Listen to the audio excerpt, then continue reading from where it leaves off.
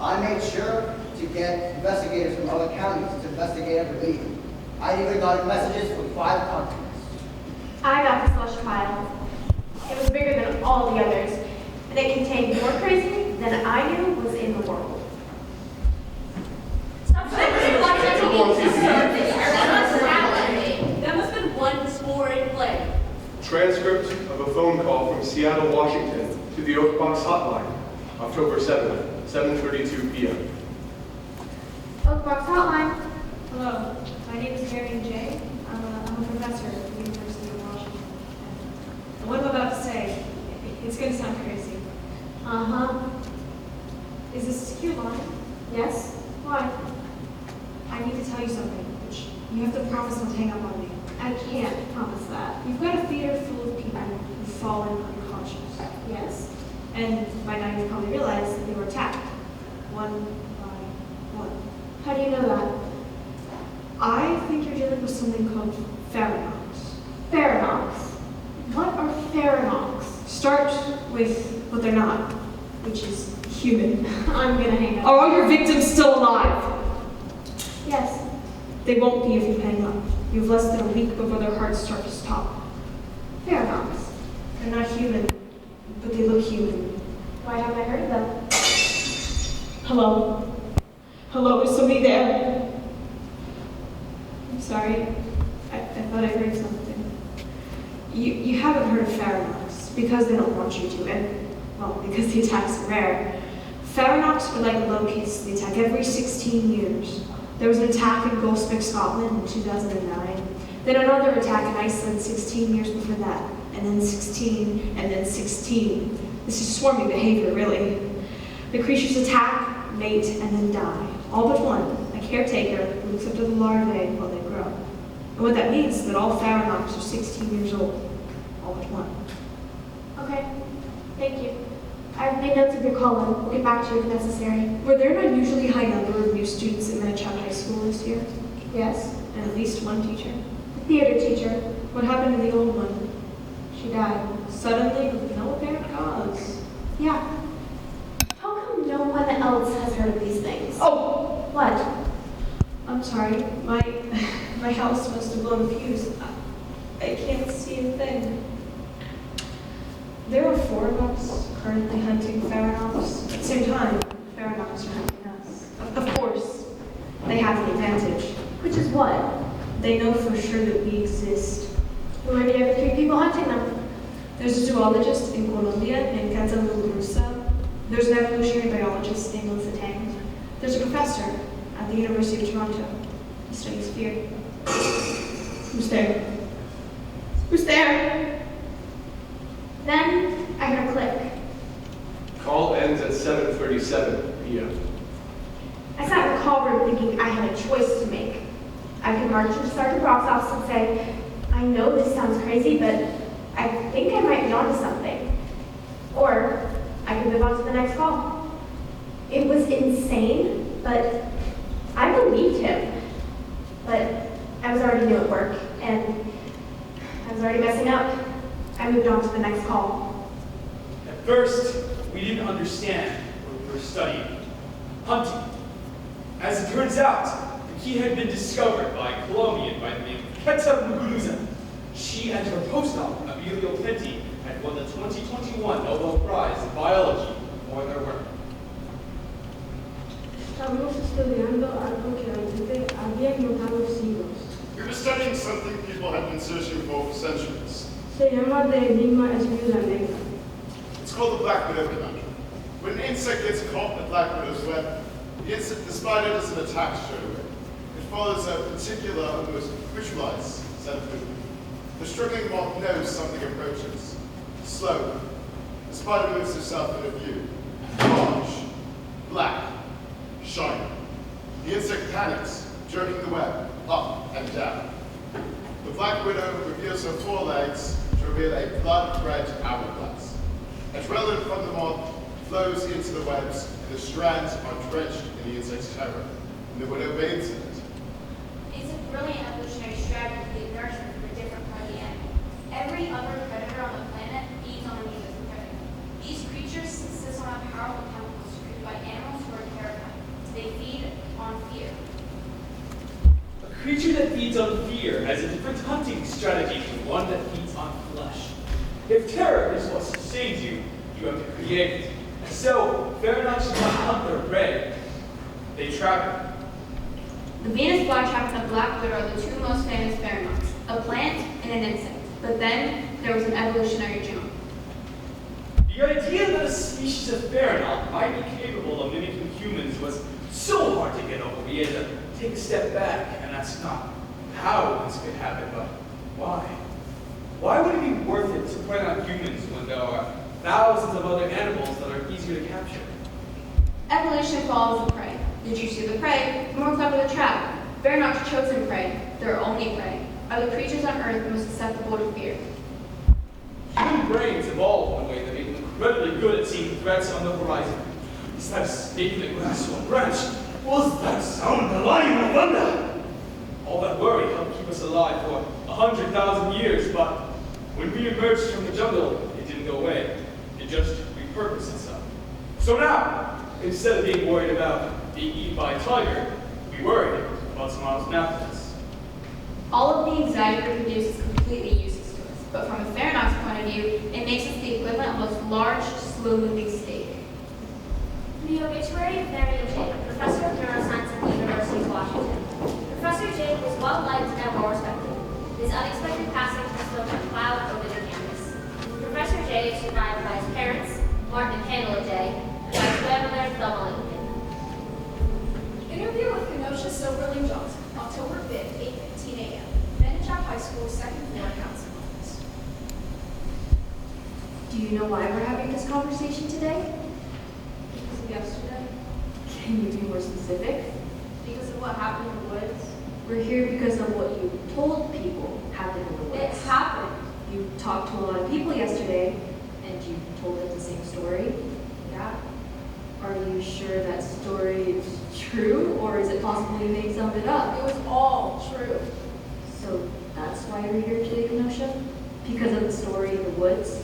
That story couldn't possibly have happened. Kenosha came out of the woods perfect, but when she was 3 weeks old, she had a seizure. We were so afraid we'd lose her. You could tell right away that something had changed. I remember Kenosha's first day at Manitowoc. She'd gone on audition board, but string one of the pencil was broken. So I said, if you want to audition, I've got a pen.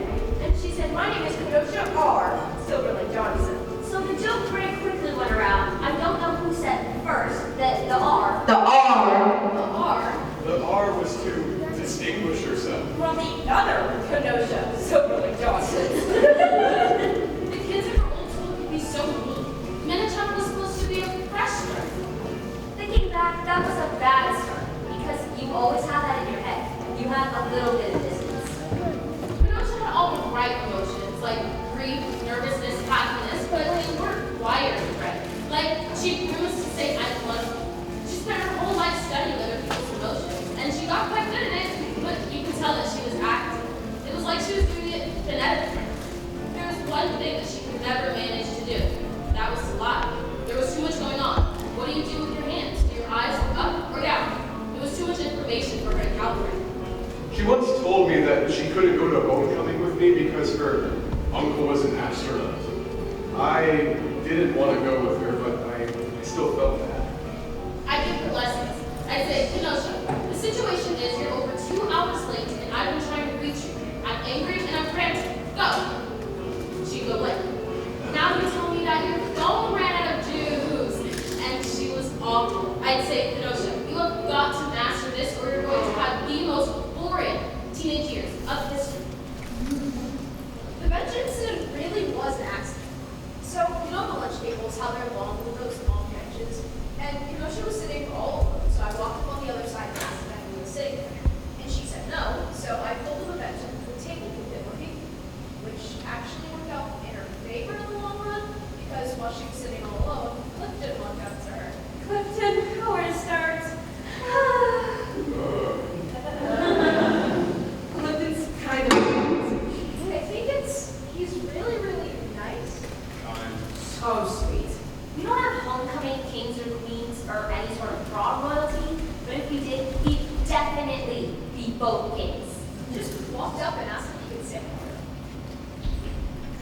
There was one thing, actually. When I saw her for the first time, her phone rang, and she didn't even look at who it was, but she made herself smile, and you could hear it in her voice. The next thing you know, I'm in the cafeteria, and she's making him laugh.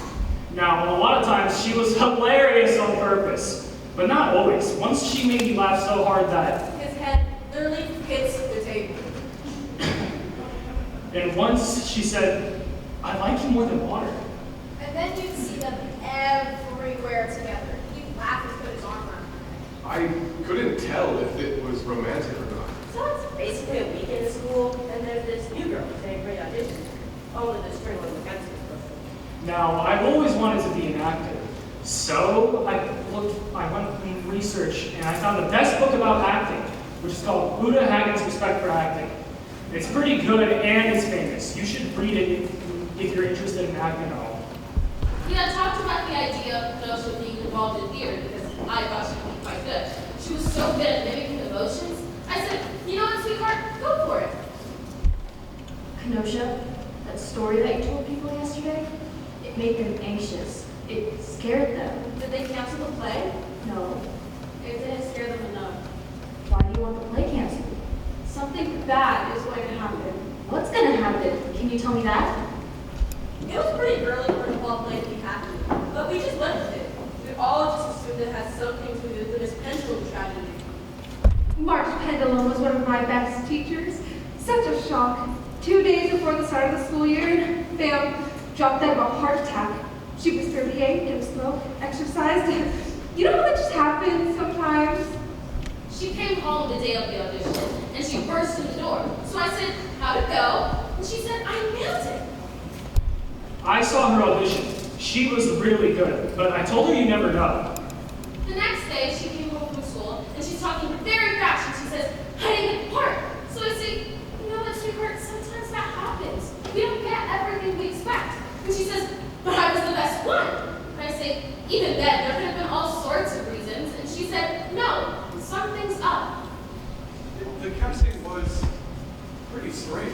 We're all looking at the list like, why not any of these names? Almost every name on the list was new. Practically every kid who got a part was new that year. When she'd get too excited, Kenosha would lose her skill at imitating. So I started to hear she hung up, and so I was really worried that something might happen. We were at the first cast meeting, and I was there to see if I could volunteer for tech.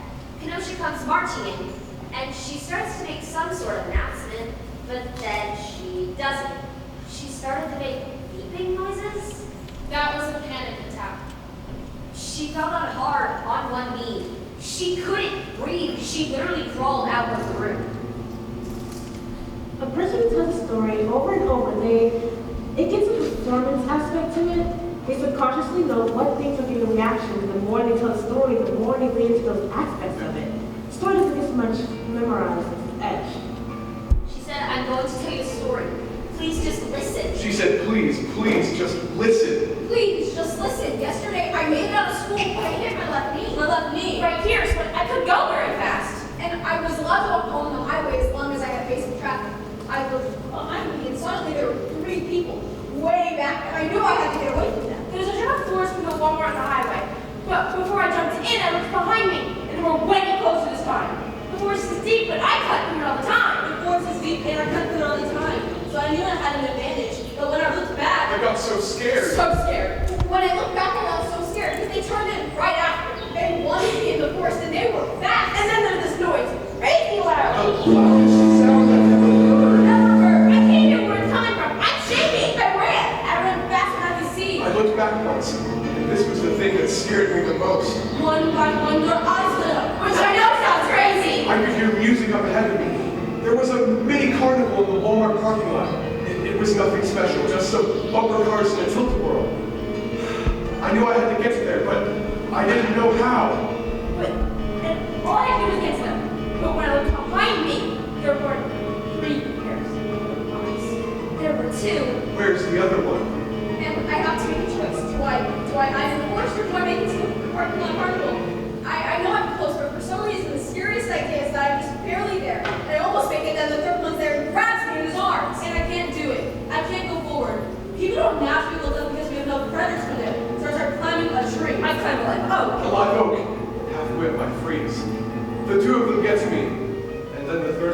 eyes. They don't see me, even though their eyes light the ground.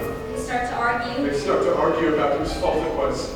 Then the two of them grab the third one, and he starts to scream, "Please, no!" They hold his head, and then one of them whispers something in his ear. He whispers it, but I hear it completely clear. The third one whimpers and falls dead onto the roots of the tree.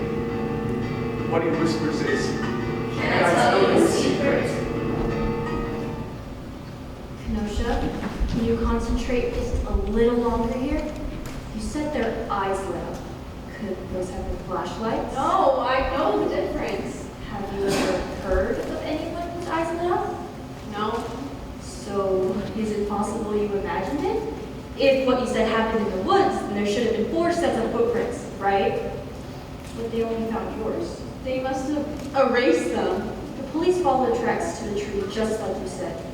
But there's no body. They moved it. And what about the sound? The sound that they were making that seemed like it was coming from everywhere? It was a foghorn. There are no foghorns within 200 It miles. was a foghorn. Foghorns are an example of a phenomenon called duotones, sounds that mean different things in different contexts. In the distance, a foghorn is comforting. It tells you you're safe, but if you hear it loud, it's terrifying. You're too close. It's too late. After the story in the woods, Kenosha just didn't want to go to the south wing of the theater at all. Not even to the chem lab. And I said, Kenosha, you're putting your whole chem grade in jeopardy right now. But she just didn't want to go anywhere near that theater. And then she started to talk bad about the play, saying, this play's like a melody, even though I have no idea what happened. She told me that this play would be like a sick dog, only scarier. She said it'll leave a greenish taste in my mouth. It's amazing she had time to go to class. She talked with over a quarter of the school. She pulled me aside and said, "Please, don't go to the play that night. We should play charades that night."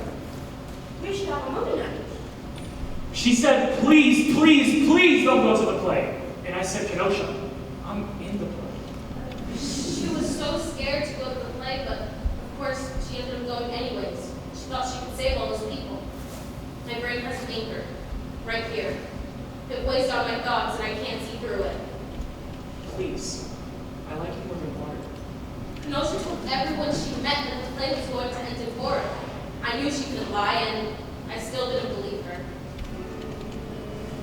Email from Marion J. Gwendolyn H. October 4th, 3 days before Marion J's death.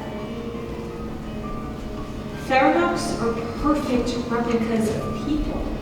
These things pass for human everywhere. They mimic our emotions. And the only person who's ever been able to detect a pharaoh was someone who was mimicking emotions herself. It was the girl who disappeared, Kenosha. Email from Marion J. Gwendolyn H. October 5th, 2 days before Marion J. was found dead in his study. Ms. H, please respond to me. When Faradoc's attack is 99.9% fatal, like rabies. Once you're attacked, you have up to 2 weeks before your heart stops. But it's going to stop. In the whole history of the time this has been happening, there's only ever been one survivor. I was still working on the slush pile. There was one person who knew what happened in that theater, and if I wanted to talk to her, I was going to need an angle. I walked into Sergeant Brock's office the next day without knocking and said, "Let me talk to the girl." I said, the girl's useless. She said 4 words to that fireman, which doesn't make sense. That girl, she just wanted out of there. What if what she said was 4 words? 4 words that someone in that theater said that night. Let me talk to the girl. I can get those 4 words. With all those bodies in the theater, it felt warm and heavy like a greenhouse. 241 bodies, all hooked up to IV. And it's what you noticed at first. It was actually kind of beautiful because the theater was dark and those bags glowed. He came to me and said he wanted to take some time off. He said, "I'm sorry, son. We need all hands on deck." Everyone said, and he choked up. He said, I know these people. I love these people. I wanted to help out in the theater. See if I could find out what these noises were that the bodies were making. He said, "You're the only one that can hear them." He said, that's why they need me. stabilization room 1, October 21st, 9:30 a.m. Angela, may I come in? I'll stay over here. My name is Gwendolyn Hage, and I'm one of the people who's trying to figure out what happened to you that night. Does that security camera bother you? It shouldn't. There's no one watching you. It's only there in case if something were to happen. Then we can look back at it and see what went wrong. I feel like I know you. Everyone I've talked to, everyone, their whole voice bubbles up when I mention your name. They talk about your soccer and your sense of humor and that CPR class you organized. Right now, a lot of people need your help. Whatever went wrong with the Oak Box, it's still going on.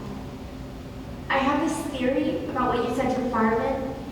He heard 4 words, but what I think you said was 4 words. Can you tell me which of those it was? I want to ask you something. Get away from me! I'm sorry. Get away! Sweetheart, Help me! Theater camera 1, October 25th, 8:30 a.m. Anyways, Emily, I'll be back to check up on you soon.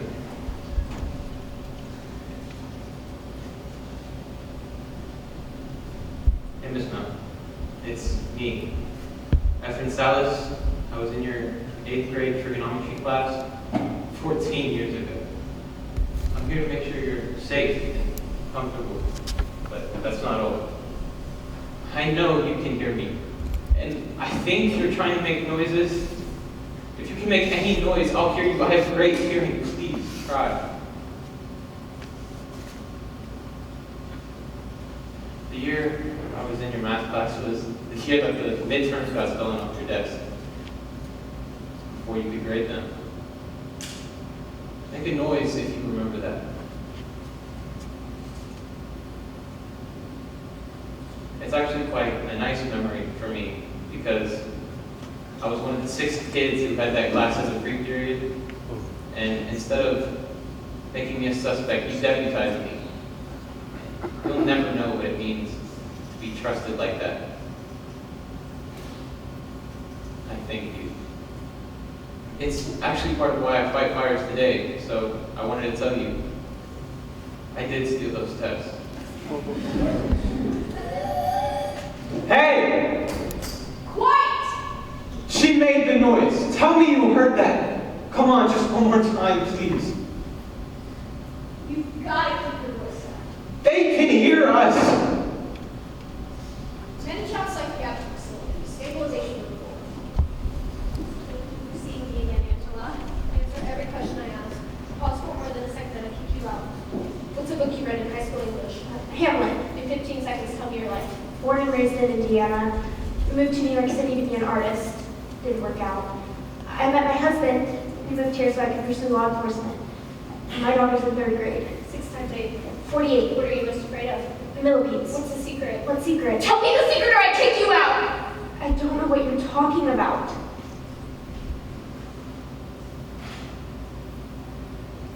It was 4 words. 4 words. 4 words that someone in that theater said to you that night. Yes? Yes. What were they? You don't have to say them. You can whisper them as soft as you want. Or you can write them down. I'm scared. There's nothing here that can hurt you, Angela. Who said the words? Male or female? Female. Adult or student? Adult. What were they? I'll tell you next time. What's the first word? Just give me the first word. The. The. First word is the. Thank you. Theater camera 3. There are scientists in Guangzhou, China, that have this type of therapy that's supposed to help in coma patients. It's this big machine that makes sound waves. It's so huge that they had to put it on a cargo plane and fly across the Pacific. And there's this group in Cape Town that made eye drops that's supposed to help stimulate brain function. And there's all types of people all across the world that are praying for you. Edward, Captain Donovan. bad news. EEG results came back. None of the bodies show brain function. No brain function that they can measure. It would register. I hear them. Nobody hears those noises except for you. They're in there. When's the last time you slept? I don't need sleep. They're sleeping for me. That doesn't make any sense. I don't want to lose you too. Alright, fine. I'll sleep. Manage our psychiatrics and stabilization of 4. Angela, I brought you something. I hear you're good. Are you too achy to play? Here. Give me Petty Number 1 by Eric Sadie. He's famous for being calming, soothing. In Europe, parents play to calm their children.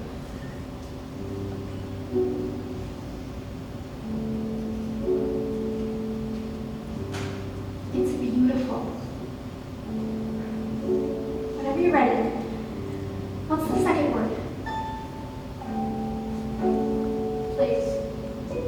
The plays. And the third.